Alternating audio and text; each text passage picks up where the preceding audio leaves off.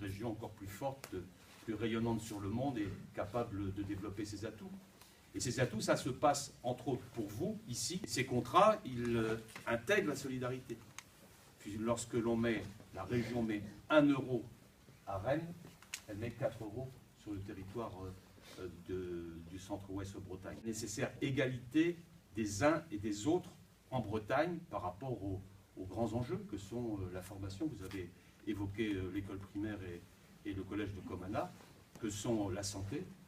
Et nous sommes tout particulièrement attentifs, entre autres, à la bonne évolution de l'hôpital de Carhaix, mais qui est maintenant dans le CHU global. C'est en fait le plus petit CHU de France, parce que et ça a été le fait d'une action commune au moment où il a fallu le faire, et je suis très attentif en particulier à la demande d'IRM de cet établissement. Je vais évoquer cette question de la téléphonie, mais ça me perturbe aussi.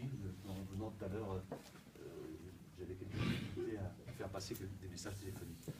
Et puis sur Internet, là, il y a eu une action forte qui a été engagée par la région, qui est le programme Bretagne très haut débit, qui doit aboutir au fait que n'importe où en Bretagne, à l'horizon 2025-2028, on pourra avoir accès au très haut débit, n'importe où en Bretagne, pour le même prix. Un des lieux majeurs de développement, c'est Carhaix et les alentours de Carhaix, tout autour de Carhaix.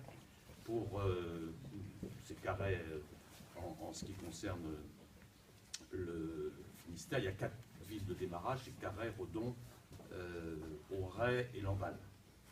Carhaix et le rayonnement, puisque dès qu'on mettra une prise dans une ville petite ou moyenne, je ne parle pas des grandes villes qui ont un dispositif particulier, mais pour le même prix, par exemple à Carhaix, on doit mettre une prise dans une commune rurale.